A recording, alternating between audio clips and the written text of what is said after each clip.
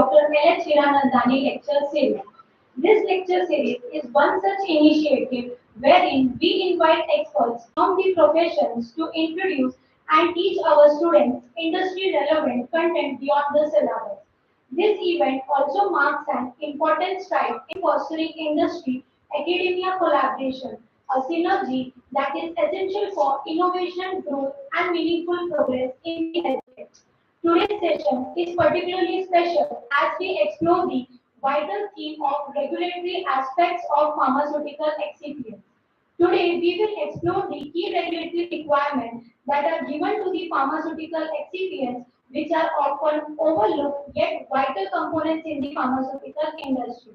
It's an absolute honor to welcome our esteemed guest speaker, Ms. Swati Prabhu ma'am, the Head of Quality Assurance and Regulatory at Signet Excipients Private Limited. A great leader in pharmaceutical sciences, Ms. Swati Prabhu ma'am stands at the forefront of quality and regulatory leadership, driving excellence in analytical development and regulatory compliance to support the delivery of high quality, customer focused pharmaceutical products. Currently leading a high-performing quality and regulatory team, she brings a proven ability to align scientific innovation with stringent compliance standards. With deep expertise in analytical method development, validation, and regulatory strategy, she has consistently optimized drug development processes across leading pharmaceutical organizations. A recognized expert in process development and optimization, she leverages scientific precision to improve the efficiency, ensure regulatory readiness, and accelerate time to market for life-changing therapies. With vast domain knowledge spanning CGMP compliance, CMC regulatory submissions, including NDA and MAA, and quality management system, she is also a certified ISO 9001 leader auditor, ensuring robust quality integration at every level. Above all, she brings a result-driven mindset, unmatched regulatory insight, and a passion for delivering safe, effective, and compliant pharmaceutical solutions to the patients worldwide. We are truly grateful to have her with us and look forward to gaining valuable insight that will certainly inspire both our faculty and budding pharmaceutical professionals. Let us warmly welcome Ms. Swati Prabhu ma'am. So, before starting the session, I would request our guest, Ms. Swati Prabhu ma'am, Principal Sir Dr. Parag Gide sir, and other teachers to kindly grace the stage for lamp lighting ceremony.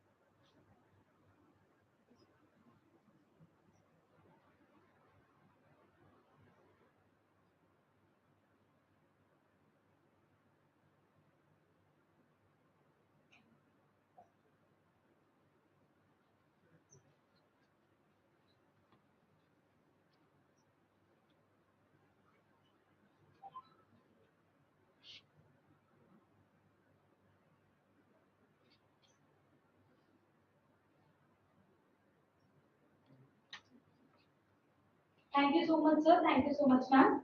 Now I would request Ms. Swati Prabhu ma'am to go with the session.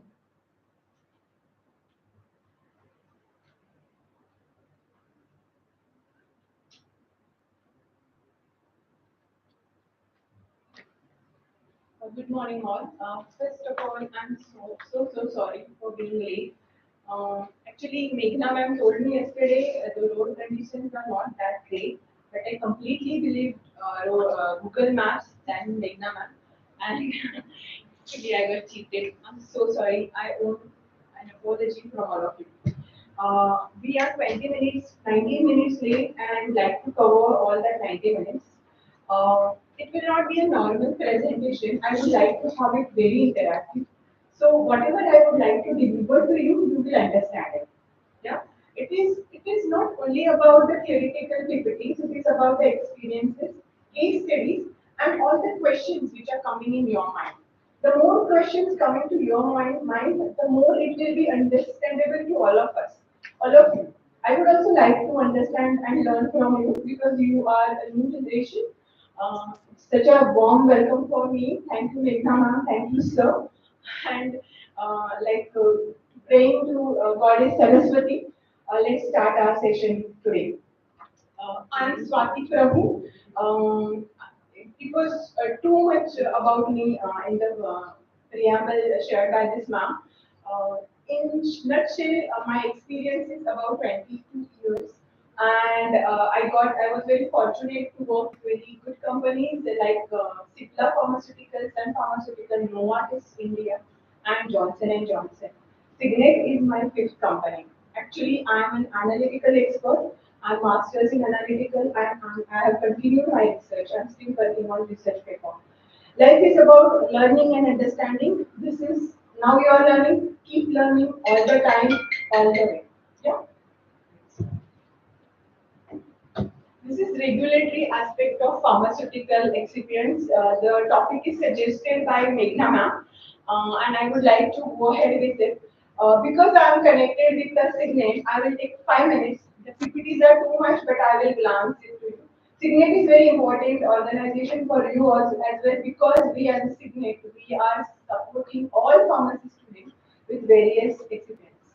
I think last Saturday it was Dr. Ishma's session, and she has already told you how the excipient is having a vital role in all pharmaceutical products. And I will today speak about the regulatory aspect of it. Um, He will be changing sides now for you. Okay. Can you use your cordless sides? yeah, I will use cordless so I can move. Or without cordless also I can speak. If everybody is you are okay, I will speak like this. You can sit here also the last bench, so it will be more interactive and not a formal session. You can ask me question wherever it is popping in your mind. Is mic better or without mic it's better? Mic is better. Okay. Next slide. Allow me 5 to 10 minutes for my organization. I am coming here from my organization to my organization, so it's my duty to speak about my organization as well. It's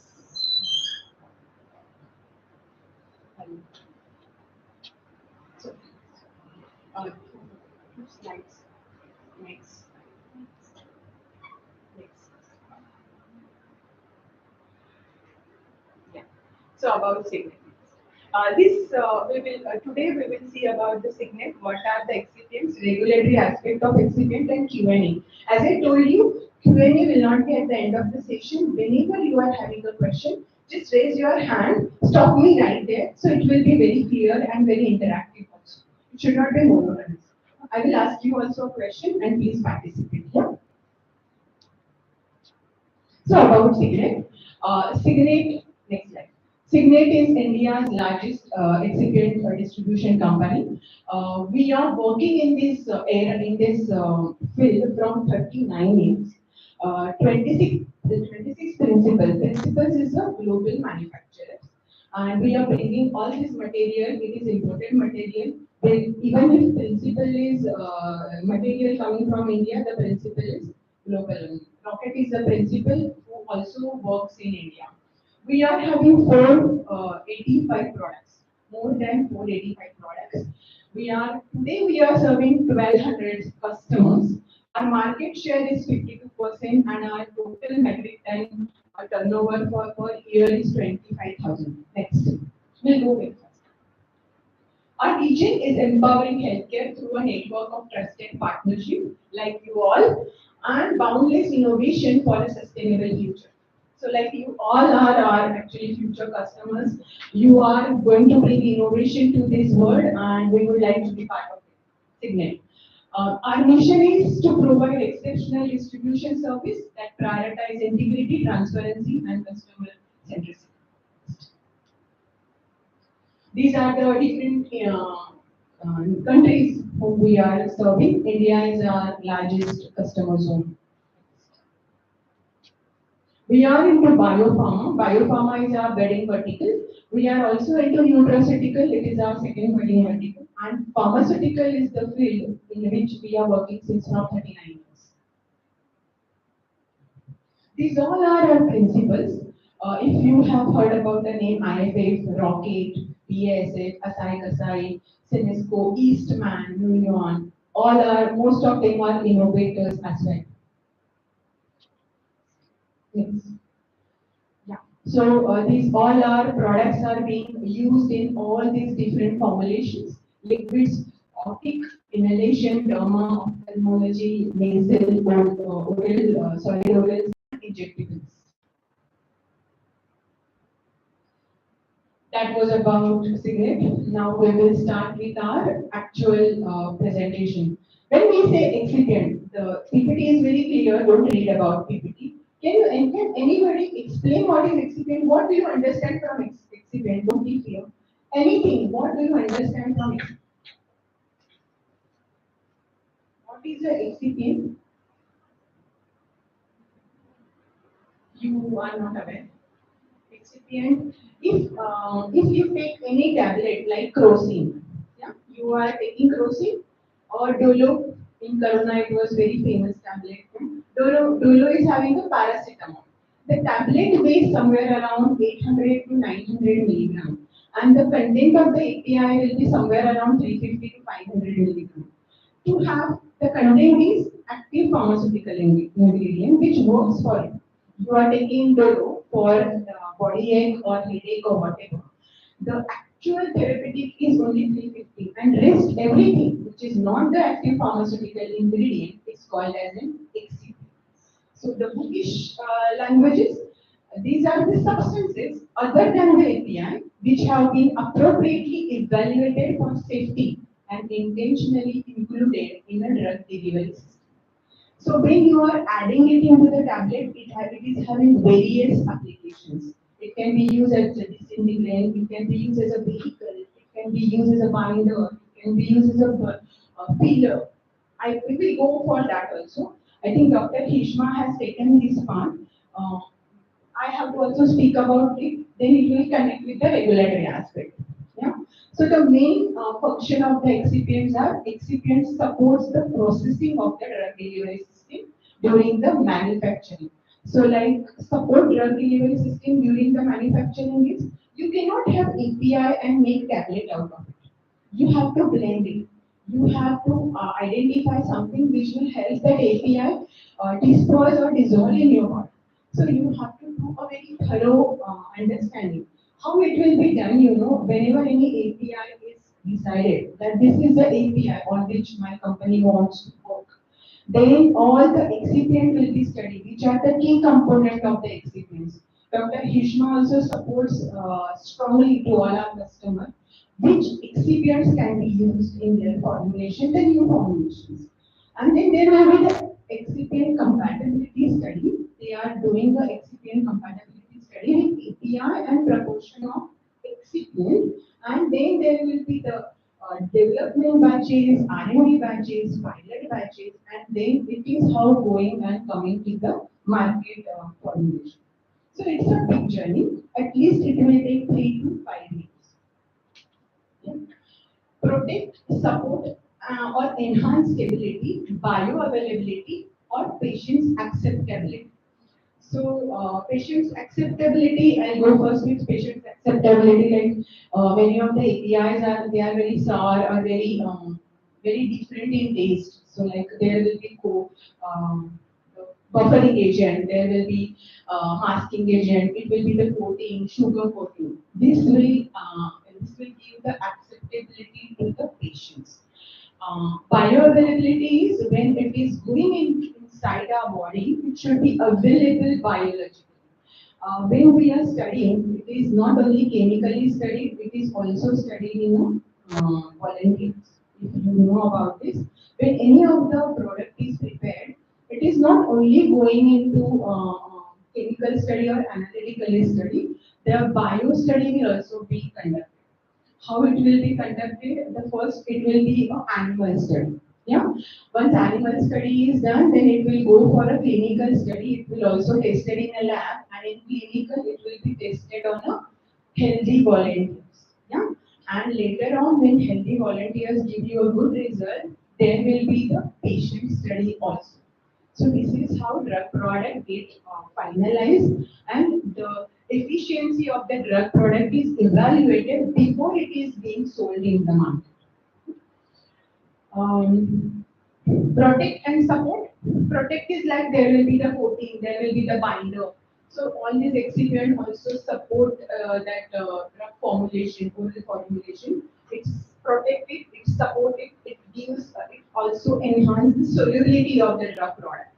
So that is how that protect and support and enhance stability comes in between. Second is last is enhanced safety, effectiveness or delivery of the drug during the storage or use. So this also we understood how the effectively it will be used, and it will be important for the drug product. So the type of excipients. There are two types of excipients. One is a plain type of excipient, which are generally prepared from wood pulp or raw material. Or if you know lactose monohydrate, it is nothing but a whey protein which is coming from a milk. So like there are natural ingredient also, wood pulp also, which can be used. Xanthan gum, if you know, it is coming from wood again. So these are excipients, and some of them are chemical excipients also. And there are some excipients which are co-processed. So Starlight is one of the examples for co-process because it is a mixture of maize starch. Maize starch is a starch coming from maize. There is a potato starch coming from potato. There is an heavy cell which is coming from wood. So like these all excipients which are being used for different functions are coming from natural sources also. Uh, the standard excipient which we all know, if you know ABCL 101, which is being used in most of the drug tablets. Microcrystalline cellulose is the name of that product, and the grade name is ABCL 101. The manufacturer of this excipient is IFF. Now IFF is going to be a rocket. Next. These all are uses of excipients. Acidifying, aerosol propellant, antifoaming, antioxidant, antimicrobial preservative.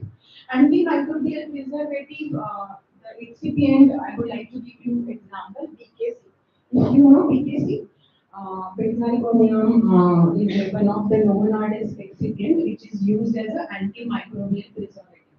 It is also used as binder, buffering agent, packing agent, chelating agent, coating agent. So it will enhance the acceptability of the drug products to the patients.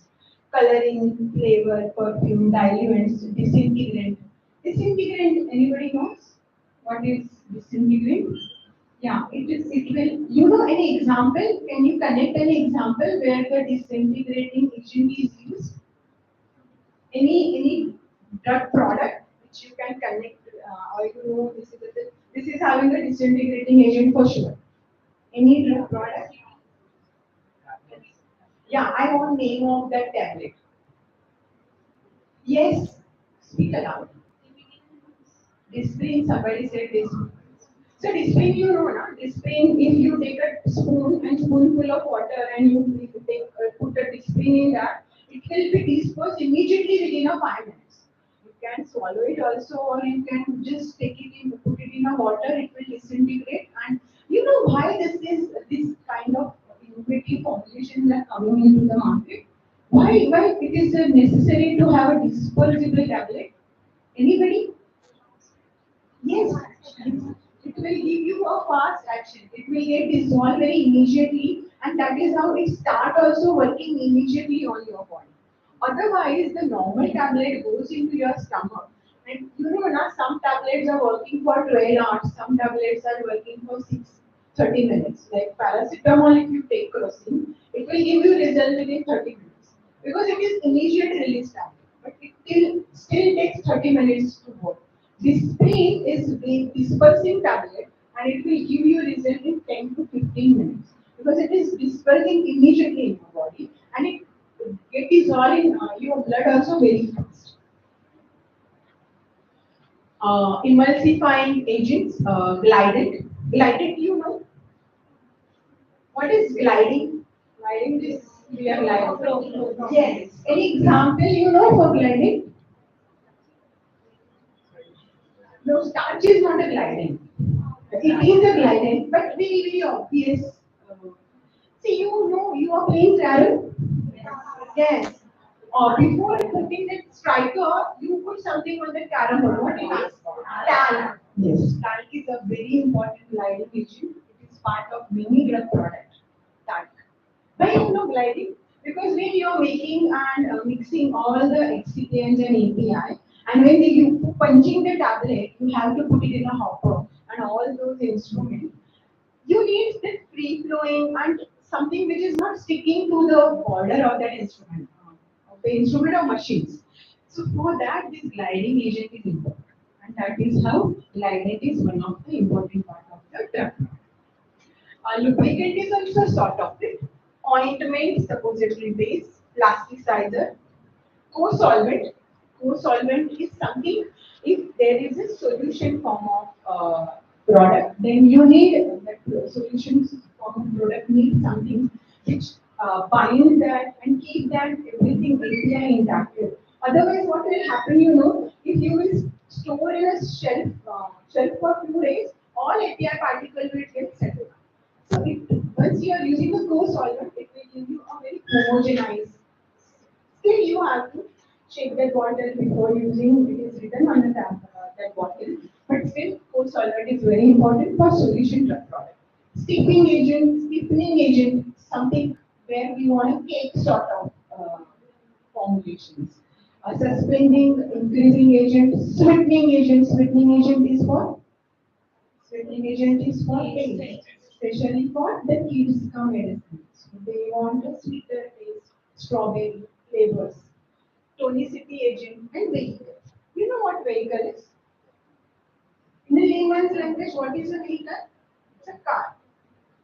Car is taking us from one place to another. Excipient is also used as vehicle because it is connecting and making a chelate with the drug product and it is one of the important things which is taken from mouth to the blood cells. So it is very important. Any example do you know about vehicle? Dihydrogen sodium calcium phosphate. DITAP is one of the next. Now we are coming into the regulatory compliance of the excipients. The regulatory compliance of the excipients, we are staying over here. So I have jotted down three important parts. One is US, another is European market, and third is India. But this is not the end of it. There is a China, one of the bigger market, which I have not covered here. There is a Japan. If you know, there is Brazil, which is coming with ANVISA requirement.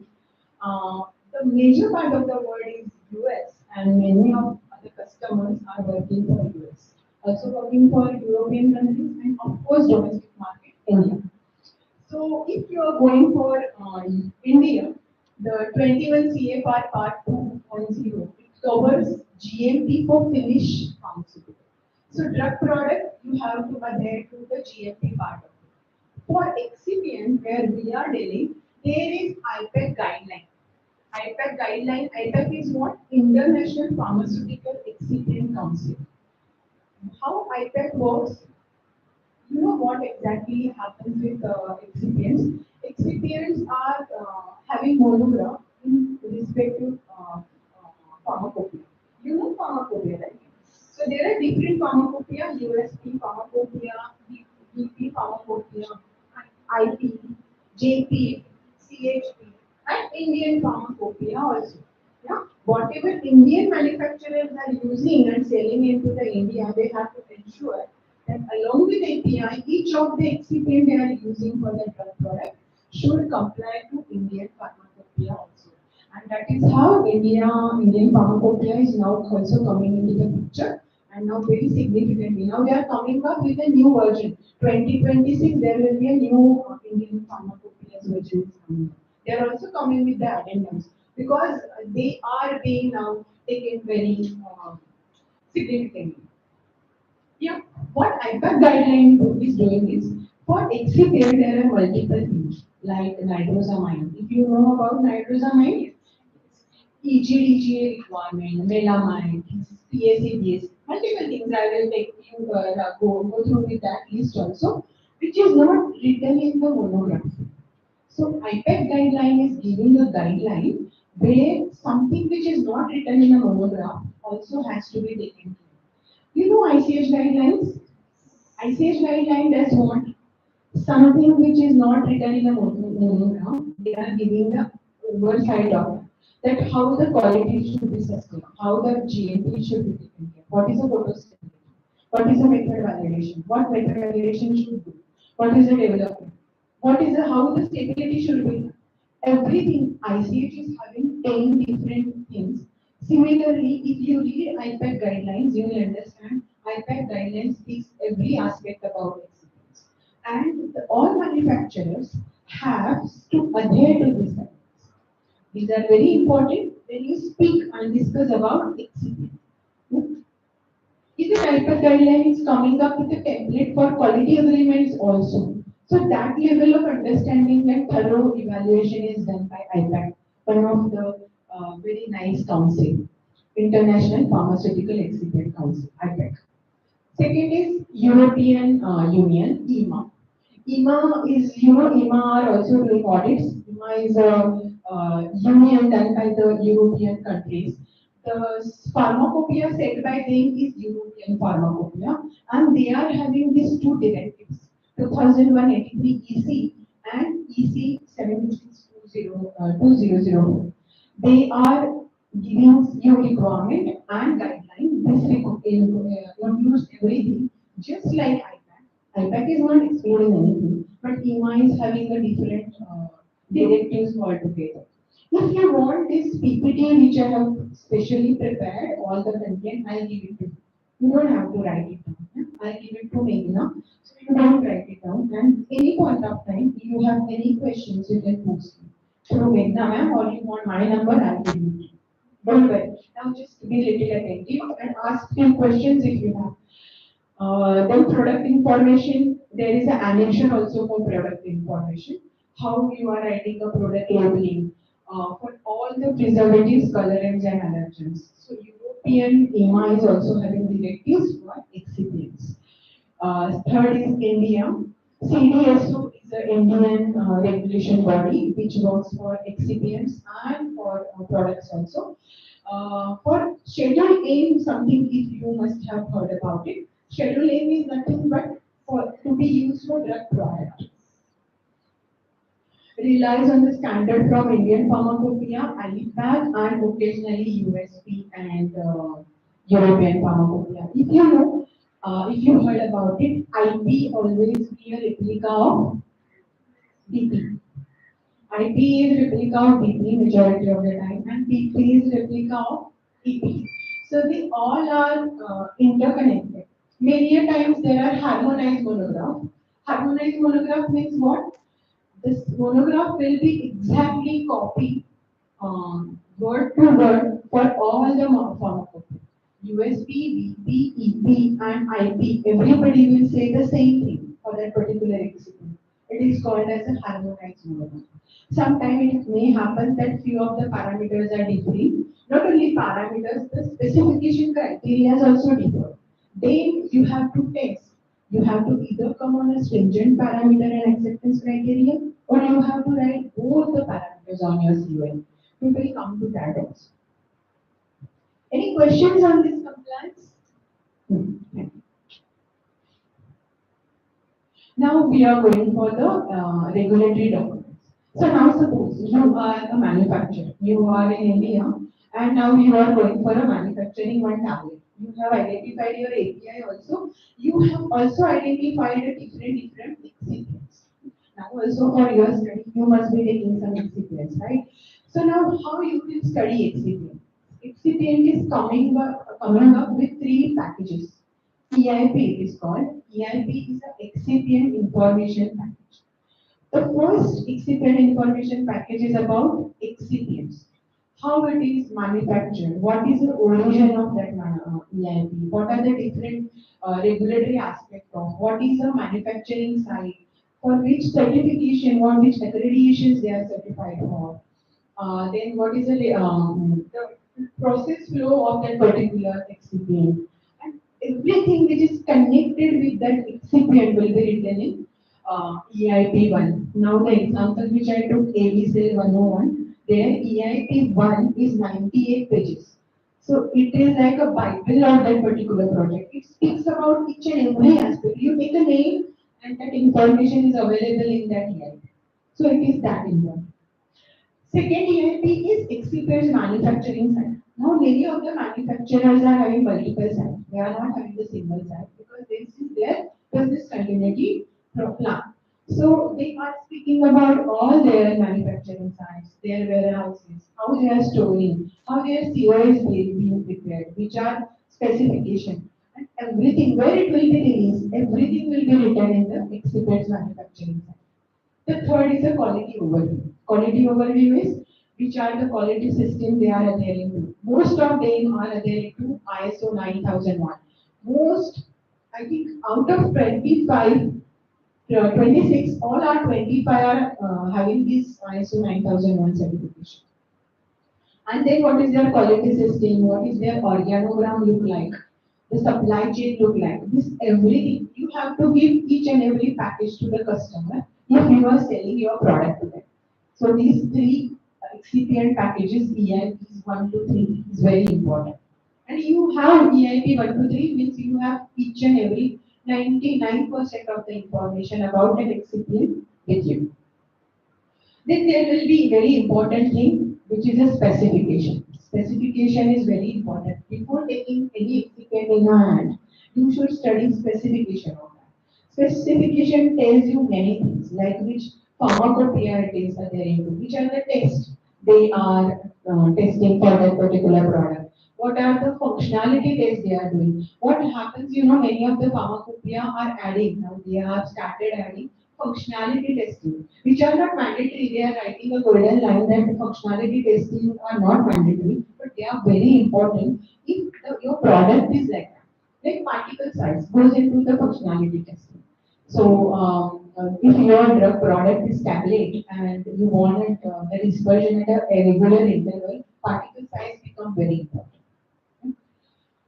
We go to specification. I have one specimen also for specification. Safety data sheet, it is called as SDS. Initially, it was called as MSDS, material safety data sheet, but nowadays MSDS is but now it is only SDS, safety data sheet.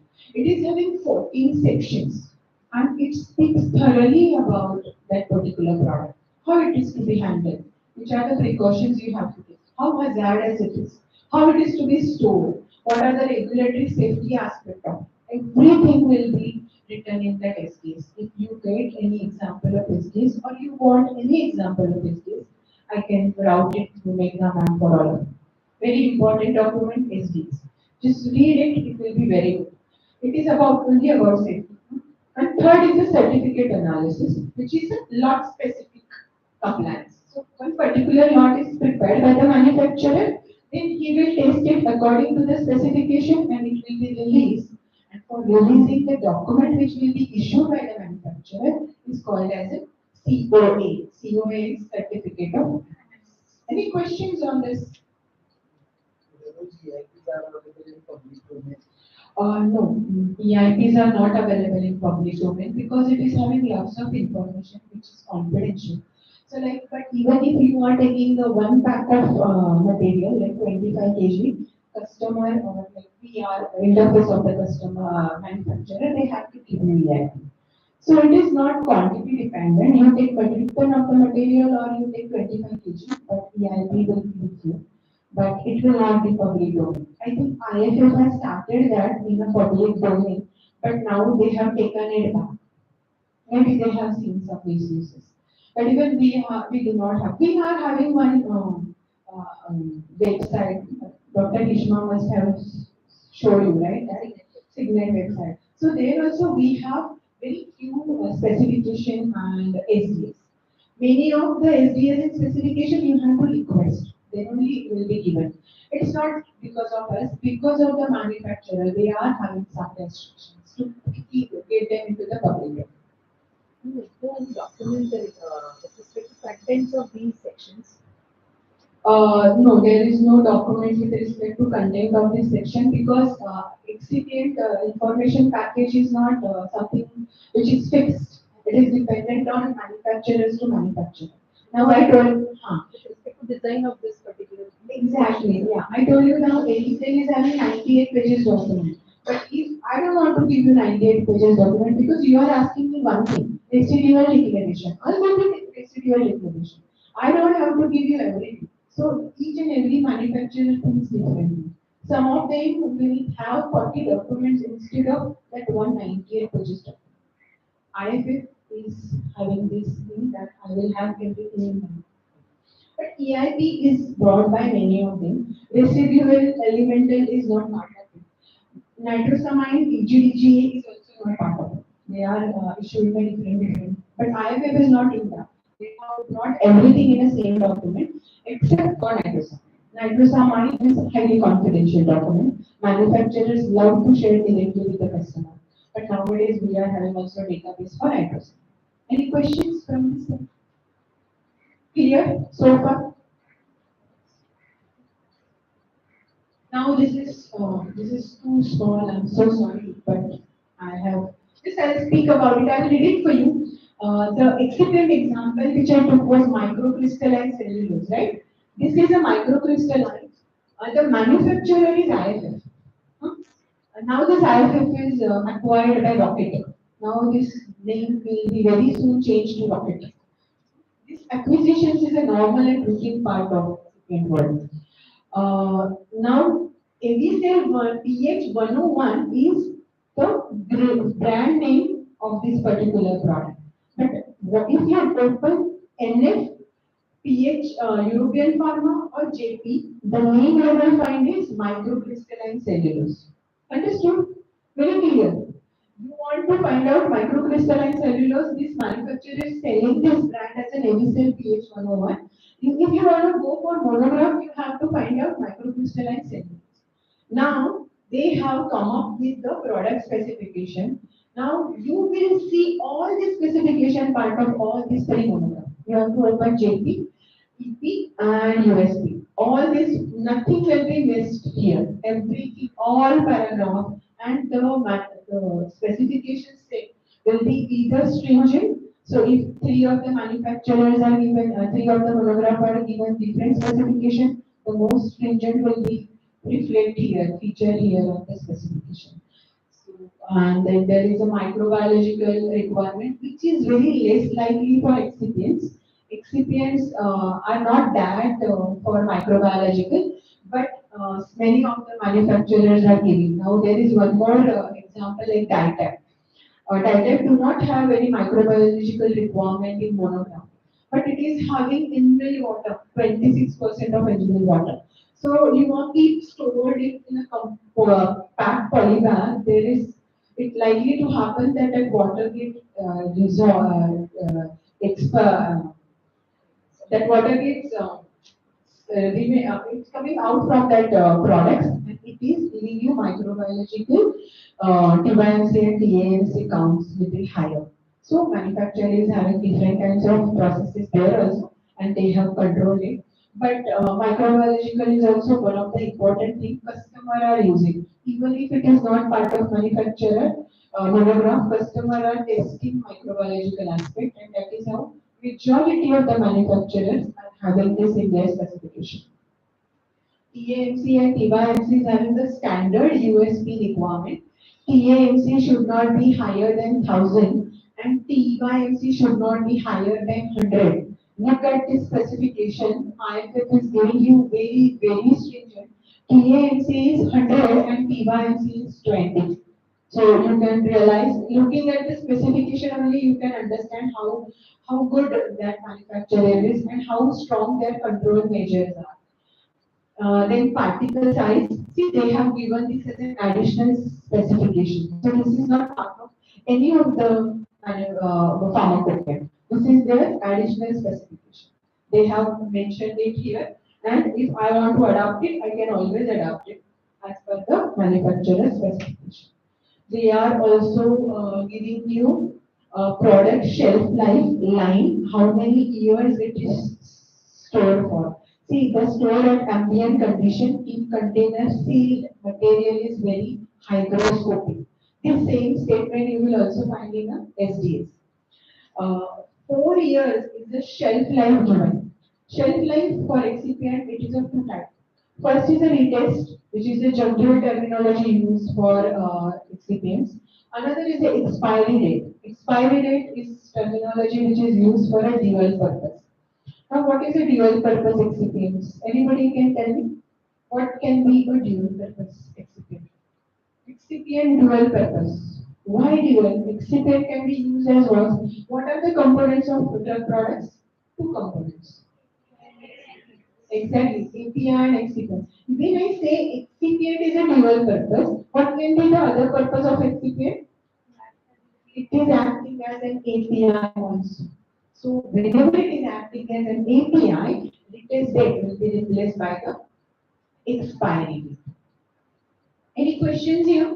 Whenever you are getting any product, you will get specification also in our on our website. Also, I think few of the specifications are available, or you can always request them and you study them. It is very important to understand that particular excipient. Yeah. I'm so sorry again. I will share this with Meghna for sure. Now this is the specific COA specimen for same product, ABC 101. Now how they, whatever you have seen on the specification, everything is mentioned here. They have supplied it to us, so our name is here. There is a manufacturing site also mentioned. Then there is a date mentioned, batch number mentioned, retail date, and manufacturing date. Everything will be part of the COA. You have to read this COA very carefully whenever it is getting and coming in your hand. Yeah, there are few additional requirements which are they are mentioning in a comment section. Yeah, all like residual solvent. If they are using ethanol as one of their process, which is not allowed as per the ICH guideline. The limit for ethanol is very high, 5,000 ppm. But limit they are coming in their product for ethanol is 100 ppm. So like that is also written here. This is microbiological section. So this is how, and this is their manufacturing side. Always written on the left bottom of the CO. So this is how COA looks. When you have COA any material in your hand, how you should read that material is take the specification of it, read the COA of it, and try to understand what are the specifications, parameters, and how they are reflecting on your COA. That will give you a complete understanding of the product. This is a third part of the COA. It is also signed by their quality system. This company, majority of the company, they are issuing COA only once. When the batch is manufactured in their manufacturing site, when that product will be released, this COA will be issued only once. Then they will never do any changes because they are coming up with which date? Retest date. Many of the customer ask, can you retest it for us? Because many of the customers do not have retest policy, which ideally they should have. Because I heard from this manufacturer that many customers use this product for 8 years also, because it is coming up with the retest. You have to retest and see if it is fitting into the compliance. And second portion of it is the storage of it. You have to store it, you have to use it while sampling, you have to take the utmost precaution how you are sampling. You are not disturbing the parameters, microbiological parameters of the product. The sampling is also important thing where you are opening the pack. If you are keeping and storing it carefully, then the retest will not be an issue for that. Manufacturers also retest. This manufacturer do not give retest COA again. They are giving the statement that we have tasted this product and this is valid further for 1 year. This is valid further for 6 months. Like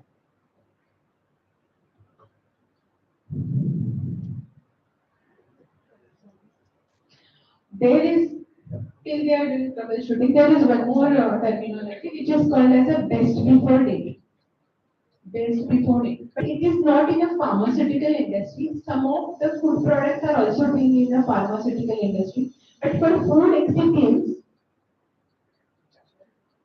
I think it is not getting charged. oh,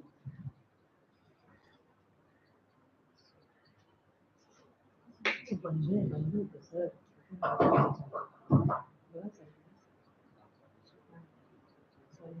आहे ना माझं नाही actually काही आम्ही चालू झालं switch on म्हणतात sorry it's a I can speak without PPTs also.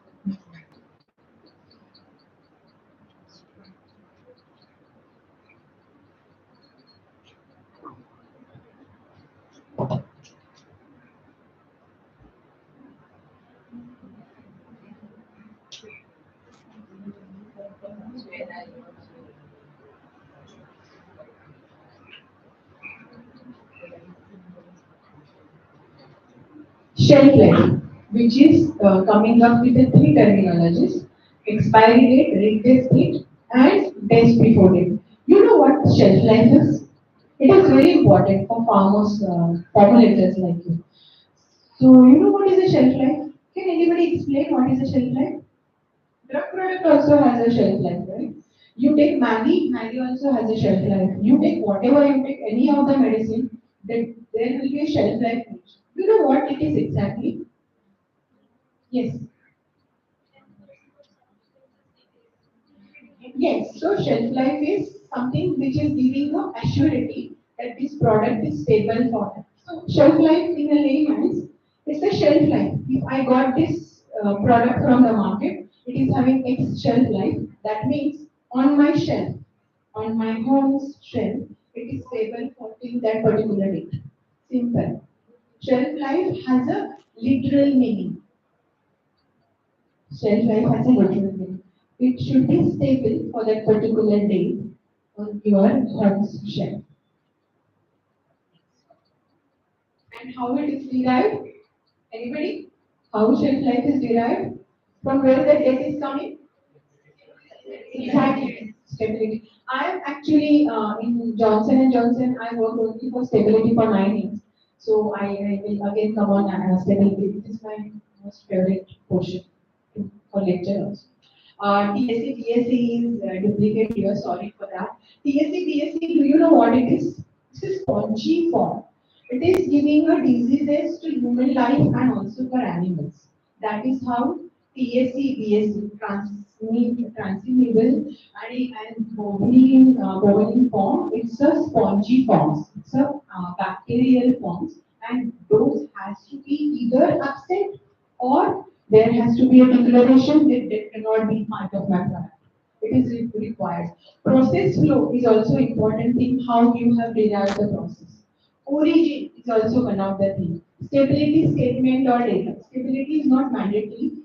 Manufacturers are not sharing, all the manufacturers are not sharing stability data with you, but they either has to give you a stability statement, which will be definitely derived from the stability only, but because of this excipient, many of them are not doing. Packaging statement. So like each of the manufacturers coming up with a different configuration. Some of the they will be in HDP drums, 75 kg HDP drum, or the fiber drums. Fiber drum is a that cardboard drum, handmade, and bags also coming 25 kg, 20 kg. Whatever different packaging configurations you are having for your product, you are must to put them in a single statement that these are my packaging configuration. That is called as a packaging step. This is one of the regulatory document. This goes with the dosing. Halal kosher. Halal kosher is also very much important and a must to have for all excipients. Residual solvent statement. Residual solvent statement is important because ICH is coming with a very class A, class 2 and class 3 solvents, and how you have to calculate that solvent is not only with respect to APIs. APIs are always having the residual solvents, but you have to also calculate along with all components which are present in your tablet. This is also valid for elemental impurities. You have to calculate as per the permissible daily drug dosage. You have to calculate not only with respect to API but all the excipients which are available in your drug product. And that is how residual solvent and elemental impurity, both the statements are mandatory. This is for calculating your final drug dosage of risk assessment. Elemental impurities. Elemental impurities also there are class A, B, and C. Yeah, the A is very dangerous for your life, and there you have to do some three batches analysis. You have to prove that this is not part of my product. B is also some of them are having very stringent limit for class 1, 2, 3. All you have to jot down and you have to either say that they are not available in my product. For class 2 and class 3, ICH guidelines says if it is not intentionally added to the product, you need not do an assessment. If it is not intentionally added to the product, you need not do assessment. Then at least you have to give that statement that I have not added intentionally into my product. For class 1, there is no way out. You have to do and show that it is not available in your product. Melamine statement, it is also very important for excipients, melamine content. Allergen statement. Allergen statement is also very important. Allergen statement is also having various guidelines. As per European guidelines, allergen is different. As per Australian guideline, it is goes as a TGO1 and TGO2, TGO91 and TGO92. So allergens also they are making very comprehensive and wholesome, considering all the guidelines, and they are jotting down all the different allergens and saying that this is not part of my product. Either they are testing or based on the process flow, they are giving that assurance. They are giving that assurance is very important. Nitrosamine questionnaire. Nitrosamine questionnaire is very important document. Nitrosamine, because of few years ago, because of nitrosamine, there were some issues in the pharmaceutical industries. That is how nitrosamine becomes very important. Each and every excipient should have nitrosamine assessment done. How they are doing nitrosamine assessment? With respect IPAC guideline. I can share that IPAC template also with Meghna. Just go through. I will give you an empty template, but it is given by the IPAC. Now, my product, I will go according to that IPAC template and I will sign it. Now, it is 4.1 version, which is, I think, came in last year, January 2024. And ISO or GMP. GMP is not applicable for excipients, but ISO can give you the same kind of assurance. ISO is nothing but the ISO is having three standards. 9001, which is the quality standard. 14001, which is the environment standard. Very good. And third standard, 45001, which is for health, occupational health safety. So if you are having these three standards, you are very good as per ISO standard. You are one of the great organization. Now, we as a Signet, we are also having 9001 very soon. We are also working for 40,001, 45,001. But that will not replace GMP. We are a distributor. We are not touching that product. So GMP is something where you are touching that product. You are handling that product directly. So good manufacturing practices for APIs and for drug manufacturer will not be waived off, but for excipient, GMP is not mandatory. But if any of the excipient is being sold as dual use and customers are using it as an API, they are must to have GMP. Am I going first? Now, these are drug master files. Drug master files are coming from which country? These are US standards. Drug master file is actually meant for what you know, right? It is actually meant for APIs, active pharmaceutical ingredient. Before, if I am an innovator, Johnson and Johnson Novartis, they only work with innovation products. They do not work with any A&D or any of the generic market. They only work with innovation. Suppose today, if I am going, I have decided that I will go with this innovation product. I will also start making a drug master file for that product because it is not even filed because it's an innovative product, right? So, but if I am using something which is already sold by Johnson and Johnson, the DMF is already prepared. As a manufacturer, I will also take a support of it and I will make a DMF. I can avail somebody's DMF which is already registered with the FDA if I am buying their API directly from them. Teva. Teva is the company who is also manufacturing APIs. Now, when they are manufacturing APIs, they are must to have DMF available in US market. If I am buying material from Teva, I can have DMF reference to them. But if I am an innovative company, I have no option to buy APIs from any of them. Novartis and Johnson, they are having their own API verticals. They are manufacturing since start from the root of synthesis till the stability. Everything is done by themselves. You know how many years of work it goes when any innovation from products comes to the market? 14 years. 14 years is a life cycle, and that is how that products are very, very costly. Now the Novartis is coming up with very